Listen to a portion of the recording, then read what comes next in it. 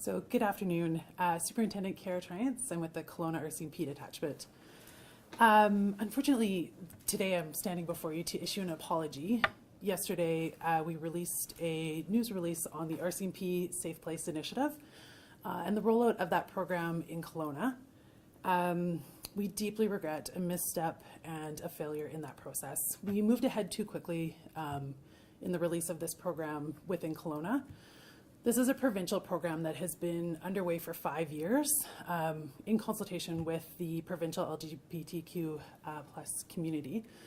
And the connections that were built through that program were ones that I've brought from other communities that I've worked in, and really deeply apologize for how we've moved forward here today in rolling out this program. So the RCMP Safe Place Program is created to ensure safe places for the LGBTQ2S plus community. And the purpose is to improve our relationships with our partners to make sure that we have safe places for people in our community experiencing harm, that they can go and wait and be afforded an opportunity to call the police in a safe place, waiting for the response of a police officer. Today I've had the privilege of speaking to the Kelowna Pride Society and offering my sincerest apologies for how we moved forward with the rollout of this program. It was too quickly and it was not done with proper consultation, and we are going to circle back. What I'm really pleased to share is that they have accepted my apology and are willing to meet with me again this week to talk about moving forward and how we can move forward together in collaboration. Ensuring that this is done respectfully and making sure that safety is taken into consideration as we move forward, that all of our areas of concern are addressed as we move forward together. Thanks. Please feel free to just go ahead and ask the questions. We've got about a couple more minutes anyways. Was Kelowna Pride invited here for this apology? You know, the information was brought to me about 45 minutes ago, and we've since had a discussion on the phone. We're meeting here tomorrow. So no, not for this particular moment, for two reasons. One is that we logistically couldn't pull it together in the 45 minutes. We understand that this information was brought to the media yesterday. The rollout was announced yesterday as well. And so we're just trying to make sure that our position is being heard here today. How is RCMP going to engage with the Pride Society for the consultation? Like what steps will that have and how will you move forward? Yeah, we just spoke about that today, and we're going to start with a meeting tomorrow to discuss how we want to move forward together. And, you know, ensuring that we are not working with the individuals within the community, but that we are working with the society as a whole. Is the program continuing well during this process?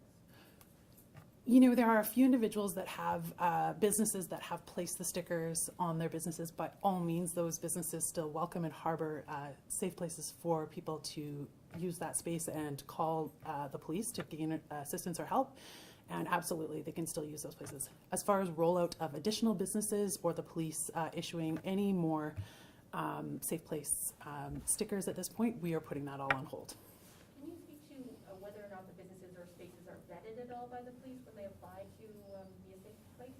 Yeah, I can, but in agreement with speaking with the Kelowna Pride Society, we're going to pause on that release and discussion at this point because we believe that we need to be truly aligned on this going forward and making sure that we are speaking to you in alignment going forward. So you can expect to hear more from me in the coming days as we have these discussions starting tomorrow and then moving forward on how that's going to look. And the Pride Society's other big question was, are the officers trained to be sensitive to community issues, and are the safe spaces trained as well? Yeah, great questions. And so we both agreed in our discussions today that we wanted to get into additional discussions together about what that looks like, ensuring that what has been rolled out provincially is in line with what should be done here in Kelowna and how we move forward in Kelowna. Could you envision at this point some process whereby there are just certain barriers that need to be met on the part of a company that want to display the decals, some sort of assurance that there is some basic kind of standards and commitments made by that business. Absolutely, I hear what you're saying, but in this case, because of the concerns that were brought forward to me, I've agreed to pause on all of that and move forward together on how we do that going forward. Some really good points were brought forward about how do we create safe places for people in our community and what truly is brought forward to the police and what information is available to our community, such entities as the Kelowna Pride Society. And so the points were well taken, and I truly appreciated that perspective being brought forward to my attention. I wish that I could circle back and start this over again and have had those discussions beforehand. That was a poor rollout on my part. And so I'm here today to say we're going to put pause on it. Tomorrow we meet to discuss some of the really valid concerns that were brought forward to me.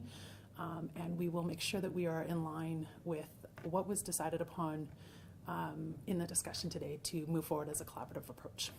How many businesses so far have displayed the decals? And do you have any numbers on businesses that have been interested in signing up? You know, we had a great interest to begin with, and I think at this point, based on the information that was brought to me today from our community policing officer and the program and the review that we're at, we're going to just pause on the number of businesses that have expressed interest, that are in the vetting process, that will be receiving stickers, and that will be moving forward with. So I think at this point, we've had enough information come to my attention that, to me, I truly need to reassess where we're at with this. Look at what this program and how this program was rolled out in other communities. I'm aware of at least one other community that has said we want to bring to the attention of the police some concerns and how that vetting is done and what information the police truly have access to versus what information pride societies have access to, and how we can bring together the information that police have access to and pride societies have access to and vet those in a really great way that creates safe places. We know that it is important to have excellent relationships with our diverse communities for these important questions about how do we make our communities safer for diverse communities. And today, enough information was shared with me in the last hour that I said, we need to press pause on this right now. I need to re-engage in discussions, and we need to path a new way forward, because where we're at right now is not where I want to be. Superintendent Triance, would you say the reaction you've gotten today over the last couple of days is a reflection of a lack of trust from the community? Certainly it's telling to me. If we have established and excellent partnerships in our communities, I believe that those partnering entities will feel comfortable reaching out to me and or my colleagues and my detachment to say, hey, we would like to talk about something that the police are doing. They have that relationship and that partnership. So do I think that we have work to do? Yeah, that was an indicator to me. I've got some reflecting to do on how we roll out programs within this detachment that are of value.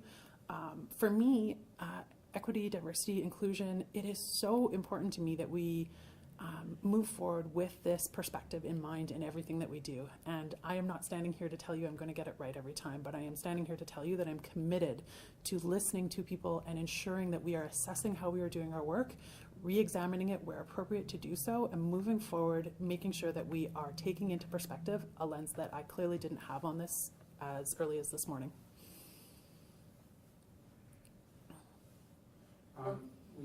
We heard just an offhand mention from the Pride Society that in the past there have been some difficulties in the relationship between the RCMP and Pride. Do you know about that, what the nature of it is, and what? I don't know. I heard the same remark this morning and in my conversation that we clearly have some work to do. So I am going to explore that more tomorrow in the meeting I have with Kelowna Pride Society, hear more about where we've gone wrong in the past and what we need to do moving forward. I'm not clear on exactly all of the issues. In fact, I'm not clear on any of the issues on that, but I am very much privileged that they will accept my apology in this case and sit down and move forward collaboratively. Seems to me like a daunting task to try to, for you to understand it is one thing, but to get it told the members here in Kelowna is another thing, right? I mean, that's not an easy thing to do. I did not sign up for this job because it would be easy, that I can assure you. It's not going to be easy, you're right. And I do believe that we can make those changes. And I do believe that the RCMP is built on values and foundations that include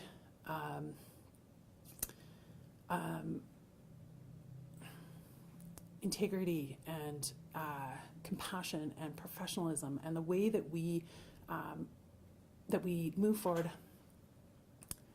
You know, I'd like to correct what I said there. You know, when we say we're built on those values, I just need to look at where we're at today in Kelowna, and I think that that is something that I want to make sure that we are embracing as we move forward, is values of inclusivity, integrity, and compassion as we move forward. I need to make sure that everything that we do is with professionalism and with respect. What kind of level of training do your officers currently have dealing with members of the LGBT community? Because there is so many nuances within the community itself. You know what, I'm not prepared to get into all of the training that the RCMP has at this point. I'm very mindful of the fact that we have a limited amount of time right now. I'm coming to you with very limited preparation for this particular press release on training. The RCMP is got a lot of training programs, and we have a vast training team. National Learning Services could speak more to some of those, but there's training that is delivered provincially, nationally, and then localized training. And it is such a large and vast topic of discussion that I'm not prepared to get into more. Thank you very much for your time today. I appreciate it.